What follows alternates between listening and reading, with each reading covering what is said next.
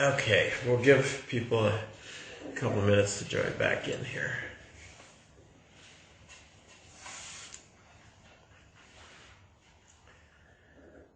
Do you think people have to sign in, sign back on? They just click, yeah, they're jumping back in. Okay.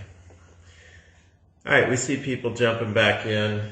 Hi again. Welcome back, guys. We're going to just wait a minute here and give everybody a chance. I am actually enjoying a glass of Scarlett's Reserve Chardonnay, which is really drinking great right now.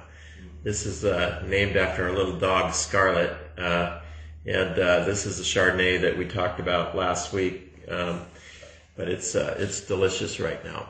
So, I'm glad you guys are joining us. Is anybody getting tired of sheltering in place? I know I am.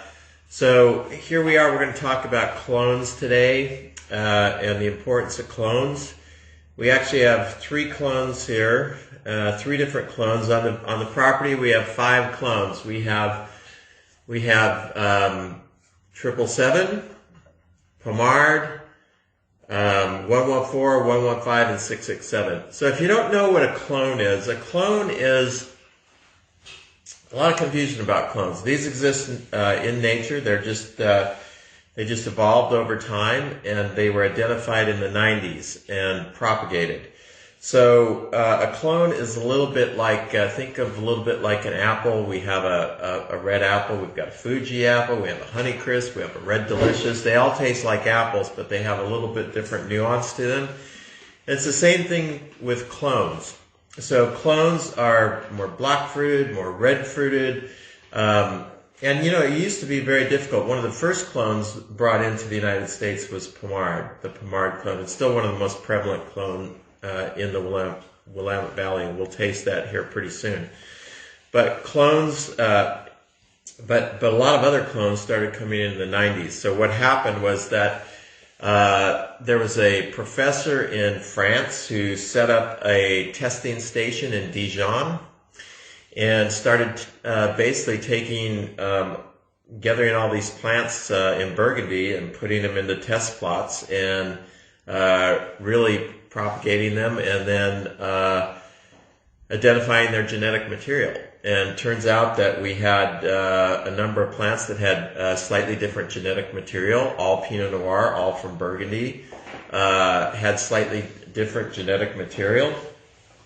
And so they started to quantify that and separate these plants and try to figure out what was actually there in Burgundy and how many different clones they had.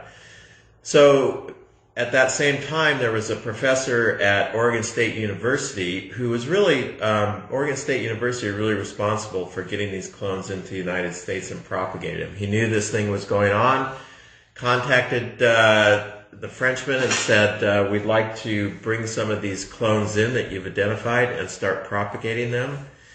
And that's really what happened.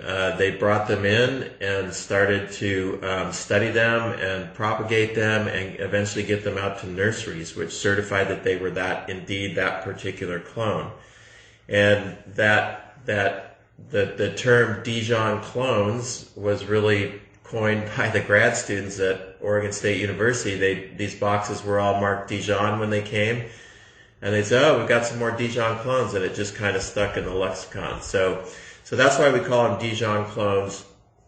And they generally ripen a little bit earlier than, say, Pommard, but which isn't really much of a factor right now. The bigger factor is how they express themselves when you make wine out of them. And certainly they express themselves slightly differently probably if you're making them on different soil types, but I think the basic characteristics of them are all the same. So for our particular program with Dijon clones, we keep everything separate, all of our clones separate. We have this is on the website actually if you ever want to really look at our clonal map here, but we have different blocks planted with each clone, and we keep those blocks, we identify those blocks separately, and we keep them separately We barrel them up separately, and then eventually we end up blending a lot of those together. But sometimes we keep them apart as single clones because it's really interesting to me. And so we actually do 4 single clones here. And I completely forgot about this, the Sad Jack, the 777. We're sold out. But we haven't had that wine we haven't had the 777 clone here for a while. It sold out really quickly. We do have another one coming in 18 at some point. So what we have here in front of us is we have 3 different clones. We have, the first one is the Eleanor's 114 clone. And let me just say that these single clones we sell, we're really basically putting the highest portion, the best part of those blocks into these particular wines. So we talked about this last week a little bit, but the way we separate things out is we take all of our best barrels, we go through and taste and make notes and notes, and this happens over about 4 months, and it's really kind of a 3-stage process where we whittle everything down, and we say, all right, these are some of the best barrels we have of the 114. They're going to go into our single clone 114. One of those barrels is going to go into our Saint-Galoux, which has the best barrel from each of our 5 clones. And we do the same thing with each clone. Only difference is the 115 and the Pommard clone. We also have a wine called South Slope Select where we blend those together. So that's on the level of these single clones. So these are really represent some of the best portions of the vineyard. So this first one is Eleanor's, and Eleanor's is really an interesting clone, or the 114 clone, very interesting because we're one of the few people that bottle it as a separate clone. I'm not really sure why. Eric, do you know, Eric might know some other people that, I constantly tell customers that only 2 other wineries that I know of do this, and they say, which ones? And I say, I need to write these down. But as somebody, I think it might be Monksgate, someone right near us in Carlton does one. Generally speaking, most 114 is one of the more common clones. It's not Pommard or Vodensville, but it's not uncommon. But very few wineries do a single clone because usually it's a little bit delicate. It tends to be, in my experience, kind of red raspberry, a little bit softer notes. It's a beautiful blending grape. It really adds a touch of elegance and subtlety to your Pinot. But most vineyards by itself, we're not going to use the W word. We're not going to say Wimpy for Pinot Noirs. But Linné, we have such rocky, earthy soil here that it gives our 114, in my opinion, a little more body and backbone, which makes it stand up by itself. Whereas most vineyards, the 114 wouldn't really be that full-bodied wine. all right, good. We also do the Kill Hill bottle, which gets about half one. Right. Yeah, that's true. So yeah, that's true. I'm glad you mentioned the Kill Hill. We're probably going to do a whole virtual tasting just on Kill Hill. Probably bring in 2 or 3 different vintages, 4 vintages maybe, and just do that. That'll be a virtual tasting. We'll talk about that wine at another time because I know a lot of you are fascinated with it, and I think it's a pretty interesting wine as well. But some of you, it's absolute your top wine, your favorite wine that we make, and I understand why.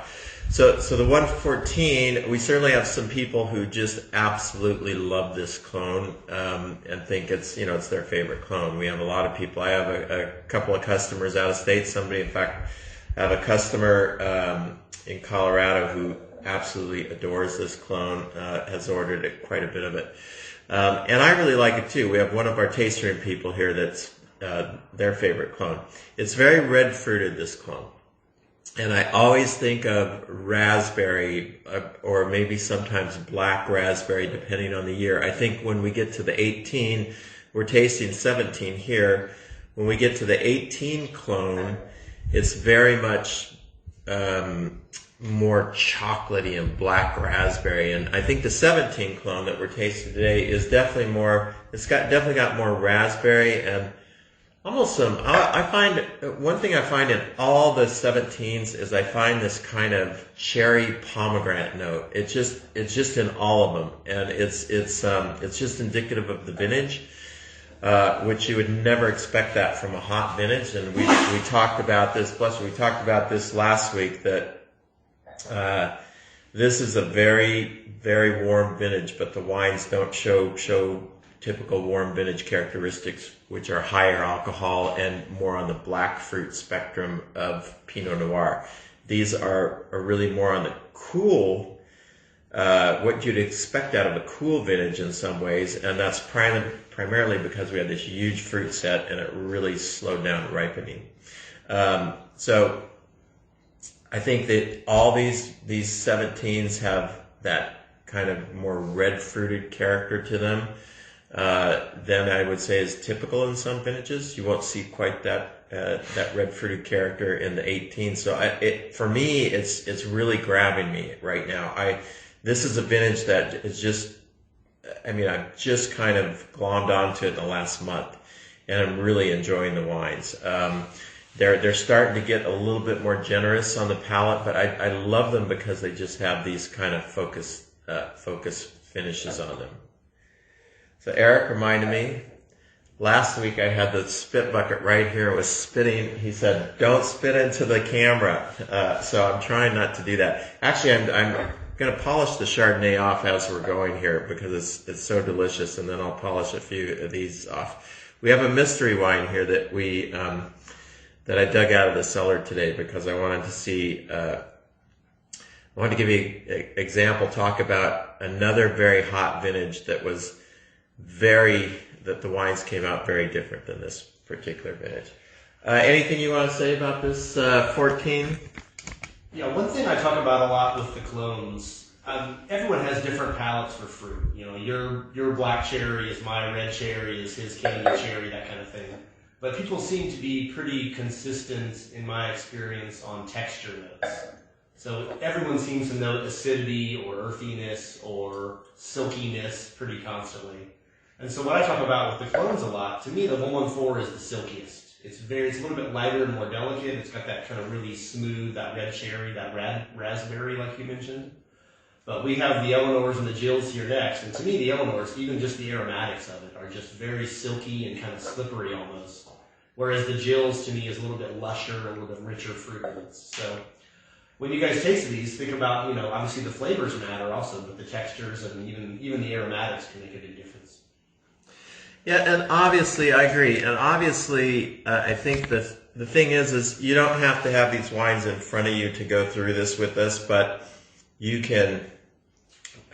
Part of the point of this is that a lot of you have these wines already, and if it's kind of nice to get our perspective from these, so when you do open them, you can kind of hopefully remember some of the things we talked about. And if you forget, if you want to just get a little tidbit of these wines, you can always go to the bottom of our website. We have the trade page. At the very bottom of the website, click on the trade page, and you can go to the particular year and call up the winemaker's notes for this, which will give you a little bit more information on this particular the particular wines.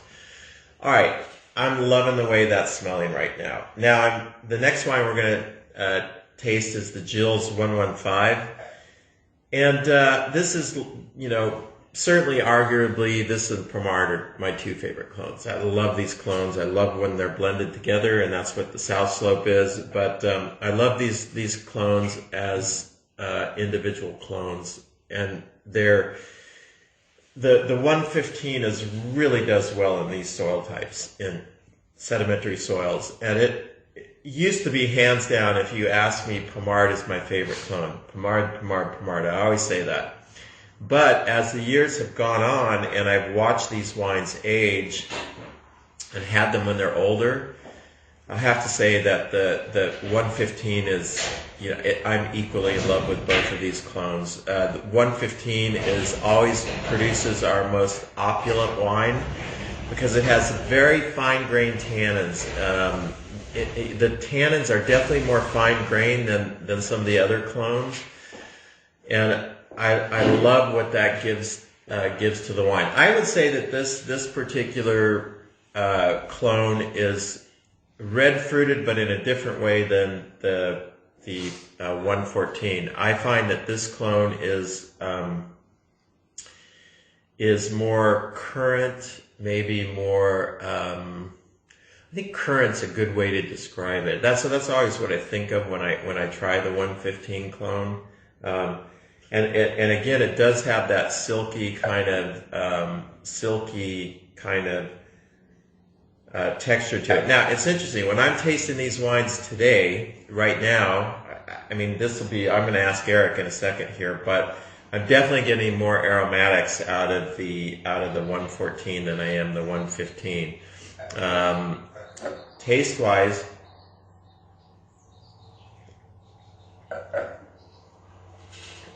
it's interesting. These 17s to me, like I say, they all have this really firm acidity, but it's not a mouth puckering acidity. It's more of a mouth watering acidity, and these focused long finishes. They just kind of, we always talk about this with this vintage, that they're like little laser beams. They just kind of very focused kind of wines from front to back on your palate. They're not, I wouldn't say they're like big mouthfuls of wine like these 18s, you put them in your mouth and they're just almost Cabernet-like. These are more classic kind of what we think of as Pinot Noir and French Burgundy, and they're just going to be absolutely gorgeous with bottle aged. They will certainly pick up all that richness and texture, and yet you'll have these wines that are perfectly light on their feet and rich at the same time. And if you've tuned into any of these tastings that we've done in the last 3 weeks, you'll know that those are my favorite kinds of wines. What do you think about the 115? Typically, to me, the Gilles we do is a little bit more tropical in note, a little bit, it's almost like a riper fruit note on the nose sometimes. Like you just said, the 114 to me, it's got a little more aromatics right now. I think that, I haven't been here for 20 years yet, but to me, the Gilles is a little bit more representative of a hot year in some ways. To me, it's a little more lush, a little more tropical, kind of like bigger and richer. And right now, that's not really showing yet, because this one is still fairly young. The 16 Gilles I thought was unbelievable. The 18 is already really opening up. And I would say maybe in 6 months, I think the Gilles will be a little more what it's usually like, whereas the Eleanor's is kind of showing its stuff already. I think you're right. Yeah, I think this is really a good point. So, again, as I said before, you're just tasting a wine at one point in time. And so if you're drinking wine right now, you have these wines right now and you know you're going to drink them soon, I would go for the Eleanor's over the Gilles right now. Gilles is more muted than the Eleanor's. I mean, the Eleanor's just really has this pretty polished red. I mean, the oaks, some of the oaks showing through, but it's really in a nice way. It's not obtrusive or overwhelming. It's just showing through really, really beautifully. So these wines, all three of these wines we're tasting, same amount of time. They're made the same way. They're grown the same way. Spend the same amount of time in oak, and generally they're going to see within a range. It's a little different with the single clones, but within a range they're going to see the same amount of new oak, and that's. It's a little harder to do that with these smaller lots. Sometimes we really like 4 barrels that are just, maybe we have 3 new barrels in there. We're going to bottle those separately. So some of the single clones will see a higher proportion of new oak than any of our other wines. And it just depends on how we feel about it. But I do want to reiterate the 115. I mean, these wines get so beautifully silky when they get older. Around Christmas time, I had a couple of the 7 Gilles. They were, that's why you drink Pinot Noir. They were silky and rich and still had a lot of fruit. And that's really when they're at their best with bottle age. So I don't want to get too much into bottle age. Gosh, you guys will never buy our wine because you'll think you have to age it for 10 years. And you can drink these wines right now and really enjoy them. I'm enjoying them tonight, end of the day, so I'm not spitting tonight. So, and they're delicious. All right. Question, Steve. Yeah. We do very small lots in fermentation tanks. Right. We have that on the Vineyard map we showed, people can look at it earlier. You pick, you know just which part of the 115 section went into this barrel and this barrel and this barrel. So do you try to, we had an interesting thing with our clone last year. We have 2 blocks of Pommard, one at the very top of the vineyard, one down lower. And we tried the blends, and we both definitely preferred the Pommard from the higher elevation sections. So when you're deciding which tanks go into which barrels, do you try to even out how many new versus neutral barrels from different sections? Or? No, it's a good question what you said. It works actually a little different. So basically, each block we pick, I know, so I can look at the 115 block, and I've driven it and walked it so many times. I have a pretty good idea where the best part of that block is. But you couldn't say, okay, we're going to try to make one barrel or one fermenter from this little block, and it just doesn't work that way. So what happens is when we think the block's right, we pick the block, and then we basically, we pick it, and they're picked into quarter-ton totes, and those quarter-ton totes are combined to make basically a fermenter. Essentially, we ferment in 1-ton fermenters. So we don't track each quarter-ton tote where it goes. It's basically what we're doing is we're getting everything in barrel from one block, and then we go looking for the best part of that block just through tasting. So when we find the barrels that represent the best part of that block, we separate them out, and that's really how it works.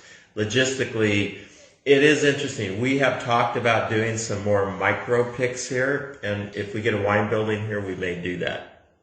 All right, so let's. Sad Jack is sold out, so it's not tonight's deal. Let's talk about Pommard now. Pommard is the backbone of the Willamette Valley. Any $20, $25 bottle of Willamette Valley Pinot you have probably has a high proportion of Pommard.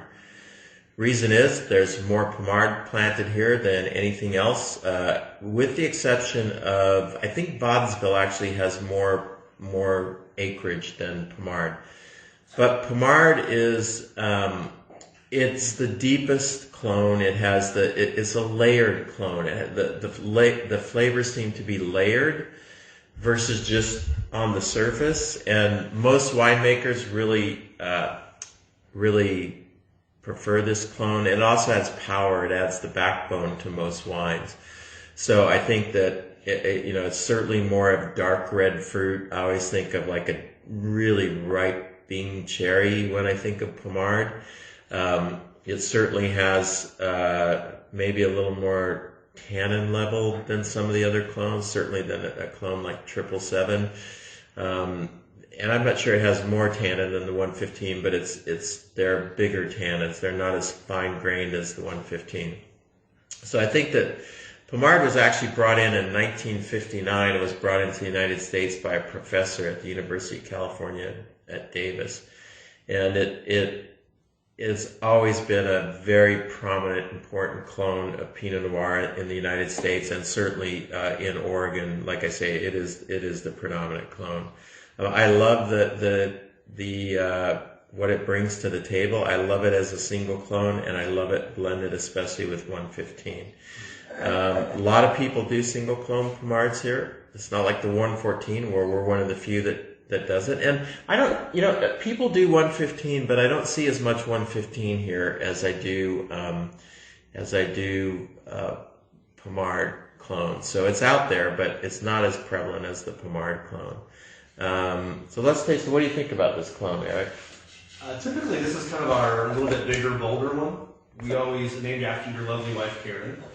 And we always joke with her because she tends to like the lighter, more delicate, the white wines. And so, of course, she named the biggest, boldest Pinot after Karen. So I'm not sure how that came around. Well, she asked me, she said, I said, yeah, I'm going to name a part of the vineyard after you. And she said, well, it better be the best part of the vineyard. And so that's where it came about. So typically the Karen's is one of our later released Pinots. It needs, in my opinion, a little bit longer to really kind of get that smokiness and earthiness showing forth. And to me, this is really different than the first two. Usually the Dijon clones are a little more fruit forward, a little more kind of focused in the kind of brighter fruit notes even. To me, the Pommard has that, really gets that mocha. You talk a lot about the mocha and the cocoa kind of notes we get in Linné wines with time. And this is definitely young. I mean, Pommard, you said we're not going to go into bottle aging too much tonight because we're always telling people to wait until their grandkids can enjoy it too. But the Pommard, to me, definitely a few years in really gets that earthy smokiness. And even tonight, this one's definitely got a little more black fruits to me. I agree.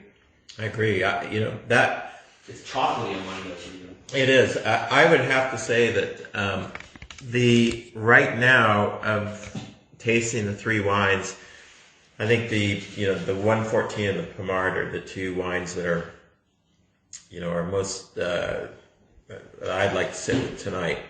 So for those of you that are drinking the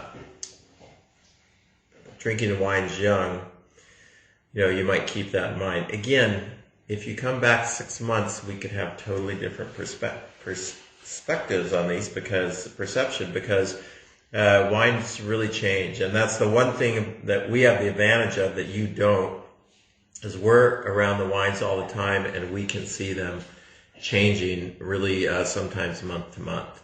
Always happens that in the tasting room where one day I'll just start paying attention to a wine because everybody's buying it, and I'll go, and sometimes I'll go 3 or 4 months without really cluing into my wine, without really sitting with a glass of it. I might taste it here and there, but and it's just amazing how they will just blossom and develop and unfold. So wine's just a living thing, and it changes all the time, and that's part of the fun of it. But we're going to taste the library wine in a second here. You want to revisit the South Slope just real quick? I just had a little sip. I think it's really starting nicely. Yeah, we're going to taste the South Slope just because it's a blend of the 115 and Pommard, and so it's kind of a fun wine to. I just kind of want to see what it's doing next to these particular wines. So this is our, again, if the particular clone, the particular barrel, top of the line, our best stuff doesn't make it into one of these clones, it'll make it into, if it's 115 or Pommard, we reserve a couple of those barrels for the South Slope. And then if it doesn't make it into this level, then it'll go to the Linné estate, and anything that doesn't make it there makes it into the Linné's. And they're, like I say, they're more alike than they are different. It's just a little bit of concentration and a little bit of elegance are the separating factors. When I'm picking them out, I'm looking for a little bit more, especially mid-palate concentration and finer grain tannins. I'm looking for that elegance along with concentration, and that's the separation basically. And some years the separation between Linné's and these is not significant, and some years it is significant. But in the end, they all get closer together. So this is the South Slope, which we're just going to revisit shortly. We talked about this, week before last because it was in our club shipment. But we love this wine. I love it. It's my pet favorite wine. Especially, it doesn't pop as much as the single clones because it's got two personalities blended together. But it's and it really has, over time. To me, it's. When I say it's my favorite wine, I hate to say favorites here. It's like picking your kids. It's really a hard thing to do because your kids probably develop differently at different times, just like your wines do. And so, but I really love these two clones blended together. So, anyway. And one of your kids probably broke something more recently too. So. Mm-hmm. I think this South Slope is really great right now. It's even the nose to me. I get a really beautiful kind of melding of that 115 and Pommard.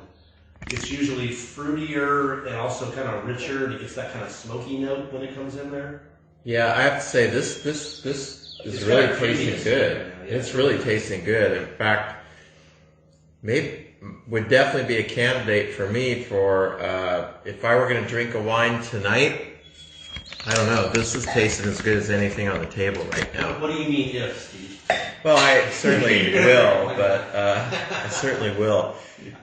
This is really, really drinking well right now. Do you know how much new oak versus like the Karens versus the South Slope? I would have to look. You guys could probably look at the winemaker notes. I can't remember. I know the South Slope is probably only around 25-30% new oak.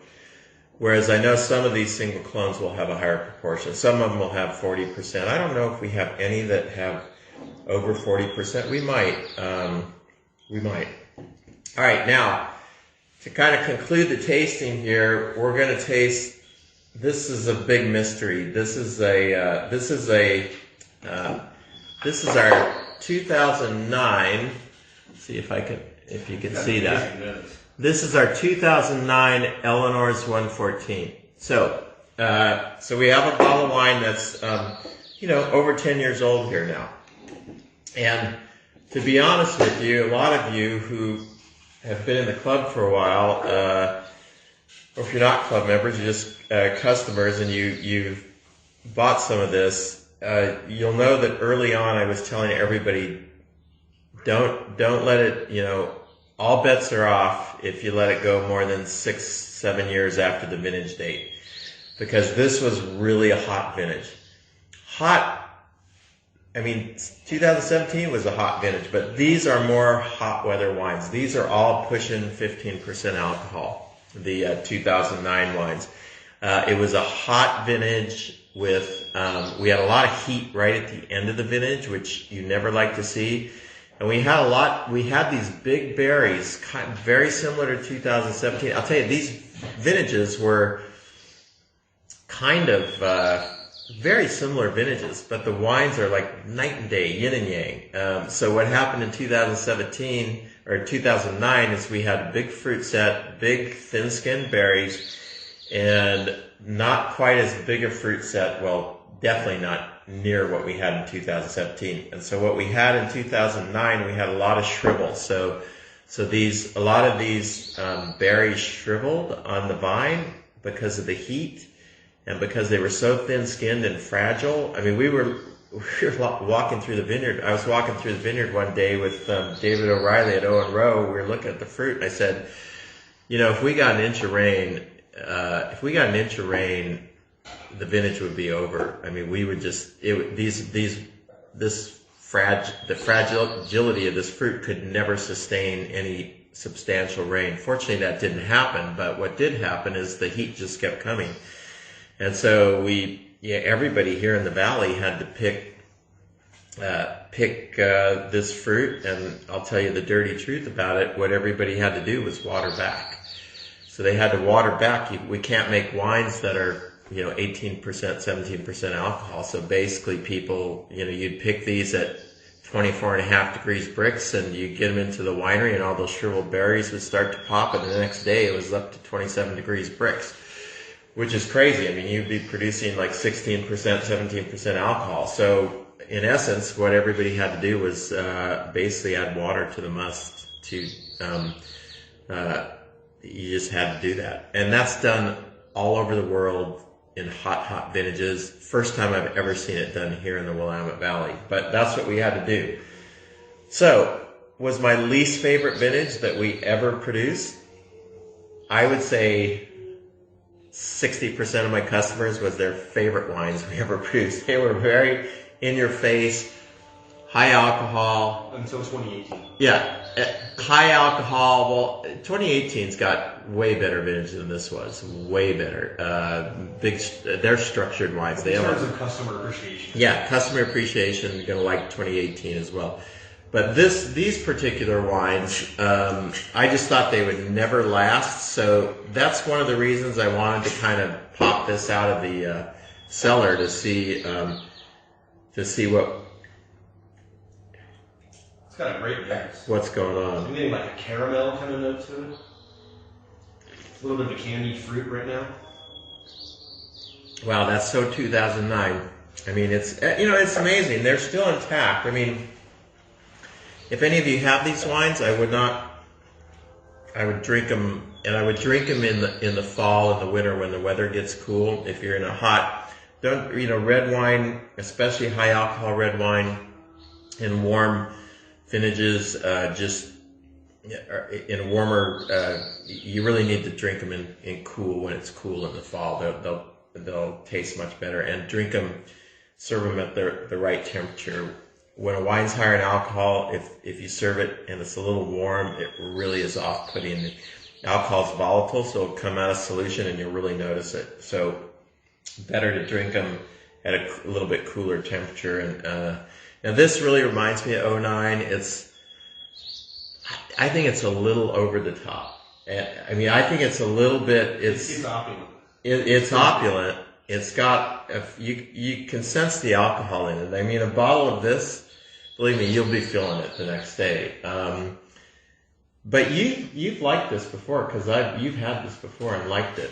My single favorite wine, I keep saying this, hopefully it'll be replaced at some point, but since I've worked here, my single favorite all-time wine was an 09 Kill Hill. Yeah.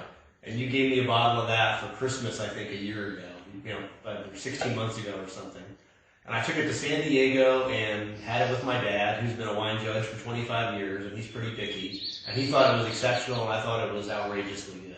Yeah. And so 09s, I'm curious, I'm eager to see the 15s when it's obviously a little bit different style of 15 to 9, but a very hot year, very ripe fruit. You mentioned people had to add water in 09. A lot of people in 15 had to add acidity. There was a lot of acidification. Right. I don't think we did that here. So we had that really tannic, earthy wines. But yeah. When I try 15s around the valley, most people are sold through them. We're long sold out on those. But either 15s would be big and earthy and tannic, or they would taste like a softer 16. And you could very clearly tell they had added acidity, which to me kind of adulterated the wine a little bit. It kind of changed what the vintage should have been. It made it more drinkable and easy, but it kind of lost that individuality and nuance. And so I like that earthier. Someone mentioned earlier they were drinking a 2015 South Slope Tobacco while tasting this. And that's a hell of a wine. That's a steak wine to me. That's a big bold. Yeah, that's a good point. So here's the big difference with these warm vintages. So we've had warm vintage. 2015 was a very warm vintage, but really tannic vintage. Those wines should age a long time, and I think they'll be in a better place than this 09. 10 years out, I know they will be. They'll be really intact because that tannin will hold them together. I think a lot of you would absolutely flip over this wine. I think it's nice. I don't like it that much. It was always my least favorite vintage. The wines they have a viscosity to them because of the alcohol that is a little off-putting to me. But I think a lot of you would love them. I mean, they're really easy to drink. I mean, you could drink this, but again, I mean, it is. It's still got fruit. It's still got acid. It does still have fruit. It still has, being that we're a little over 10 years out on this, is actually pretty good because it's probably the alcohol that's holding it together. Certainly a component that does hold wine together, but I think that the vintages we've had since, the warm vintages, 14, very much like 17, 15, really a nice vintage, tannic, but now the tannins are subsiding, and that's really a nice. I think those wines will be big and rich and really crowd pleasing. I think I'm going to like them 10 years out. I think they're going to be delicious. They remind me of the 06 vintage. And then we have the 17 vintage again. I love these wines, love where they're headed. But again, your palate might be different than mine. I think a lot of you are going to absolutely flip over the 18s. A lot of you have flipped over the 18s. The bad news is we don't have, we have the same amount of single clones, but our Linné estate and our Linné's, we have very little of those wines, and so the prices have already raised a little bit about those, and we're trying to kind of slow them down. So, but anyway, kind of a fun to taste that 09 after. A few questions we had, Steve? Yeah, sure. Somebody asked what % of 777 is in the 18 Linné's, And we probably don't know off the top of our head, but just all right. give a little brief year after percentages. year after year, Linez has the highest. I mean, that's where most of the 777 goes, because I think it's a little bit more forward clone. It's easier to drink when young. I don't think it's as complex as some of the other clones, but people seem to really like it. And when we go through and do barrel selections, some years the 777 is really good, but that's the rare year when I'm like just flipped over it. Now that if any of you ever had the 2016 777, that was a gorgeous, still is a gorgeous wine. I mean, gosh, I hope I have some in the cellar. I've lost track of that wine. 2-barrel production, I think. Yeah, we didn't have much of it, but boy, was that a killer wine. And this 17 I thought was pretty darn good too. Denise, her 1969, said she's drinking a 16 Sadjack right now. So congrats. Oh, good. Geez, small sips. Yeah, I've got to figure out if we still have. I'm sure I have at least a case of it somewhere. But that was really a good wine. But in general, the Linez is going to have somewhere a third of it's going to be 777. That's where most of it goes every year. Absolutely. And we haven't done a single clone 777 every year. You did one in 08, I think, and then. Well, we did one in 08, and then we didn't do another. Let's see, the next 16. Yeah, but now we're doing it every year. We're earmarking that part of the vineyard, really paying attention to it, trying to make. Again, 777, you have to try to eke things out of it because it just doesn't want to give you depth and power. You've got to try to eke it out, and we're trying to do that every year. So in 2018, long story about, I'm not going to get into it. 2018, we do have more of the 777 clone, but we made it in a little different style, and jury's still out on it right now. So we'll see how it goes. Another good question. Yeah. Somebody asked if you think hot year versus cold year. Is there a clone you'd say is better in hot year versus cold, or vice versa? Do you think it? I think it just over time they all are wonderful. Yeah, I do think that here's the big thing in a cold year. One thing I learned from 2011 and 2010 and 2011. Is that if we have another really cold year, I would really crop the vineyard back severely. Like if we had a year where we start a month late, which happened in 2011, I would severely crop back the vineyard, which we did somewhat in 2011, but we should have just cropped it way back because in a cold year, you only have so much energy, photosynthesis to ripen fruit. So 2010 was a cold year, and we just naturally had less fruit because we got a really poor fruit set in 2010.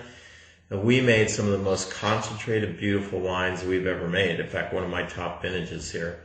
So that's a big part of it, I think, is I would say that I do think that the Dijon clones, they ripen like maybe 3 or 4 days before Pommard.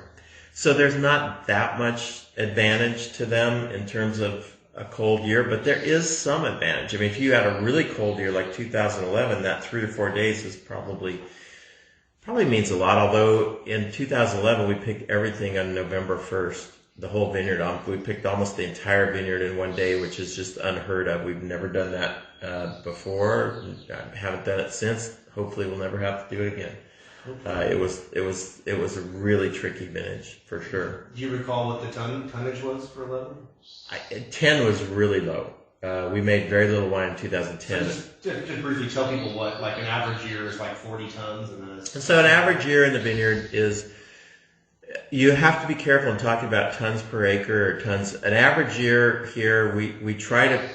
I always think of it in pounds per plant because we are very densely planted. So some vineyards have, say, 1,200 vines per acre. We have, almost 2,200 vines per acre. So we try to just crop each plant to what we think it can sustain, and usually it's about 2 1/3 pounds per plant. Which in this vineyard, I mean, we generally pull in about 2.5 tons per acre on a densely planted vineyard.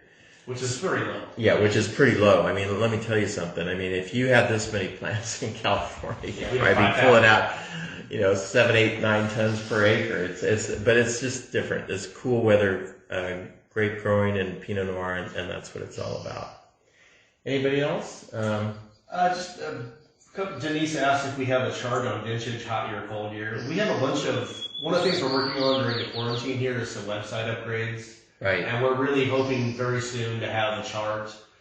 We don't want to get super specific. I mean, generally speaking, 07s drink now, 10s save, that kind of thing. Right. But we have to update that, obviously. That would need to be updated every year or so. Yeah, we are going to. We were working on it. We will put a chart on that will tell you kind of, just a good rule of thumb though. You've heard many of you have heard me say this a million times, but good rule of thumb for our Pinots is that anywhere from 6 to 10 years out from the vintage, great time to drink them. I like to drink them way closer to 10 years. There is a certain velvety richness they get that comes different for every vintage, but generally around 8 years out from the vintage date on the bottle.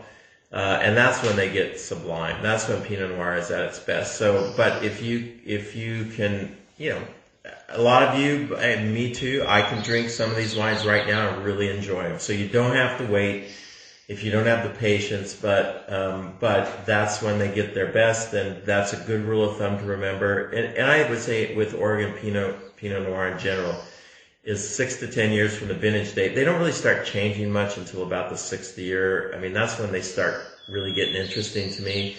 And at the 10th year, they almost universally taste fantastic. I mean, some years like 2011, that was just an anomaly that they're going to take longer. But generally, 10 years out is a good time to think about drinking them.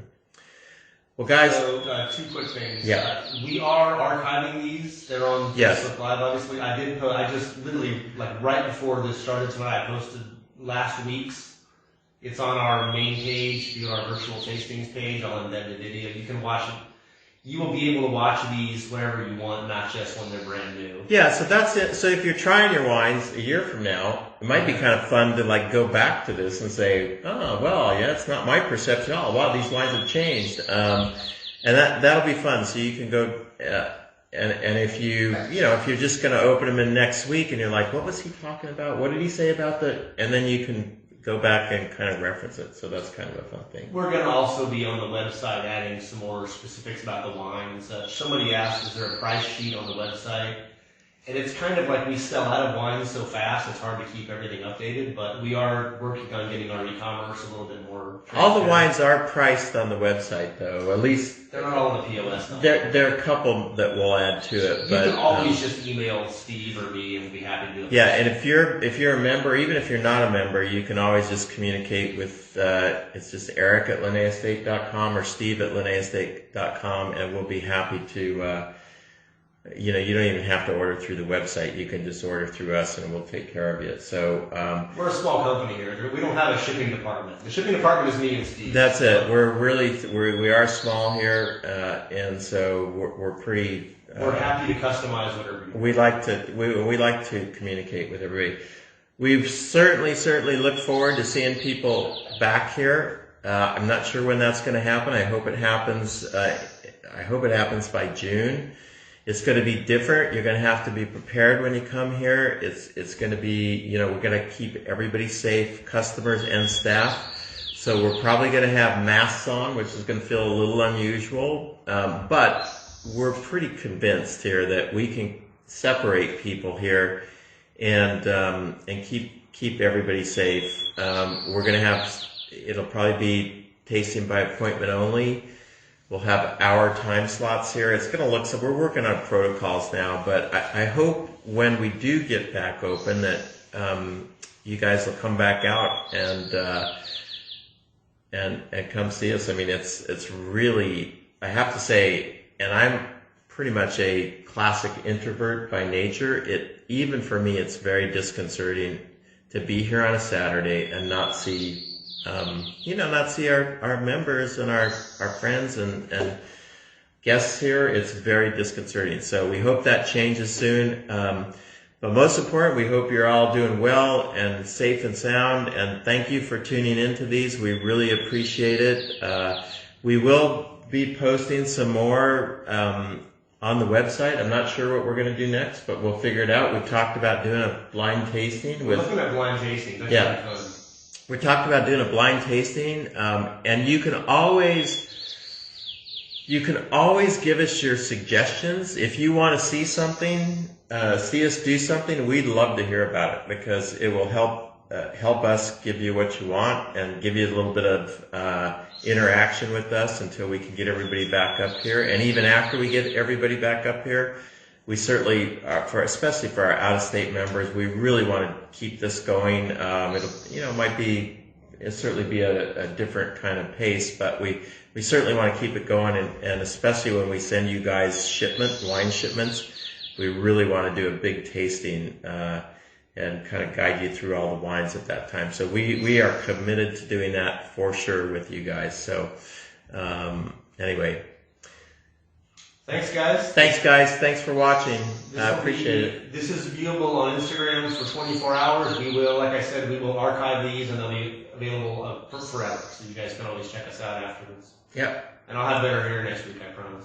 All right. Happy wine drinking, everybody. Cheers. Cheers. Bye. Thing where I'm Christmas, I still got it on my shelf. Am I going to save that video? Oh, yeah. Okay. Let me see if I can figure out how to. So see what I've got here.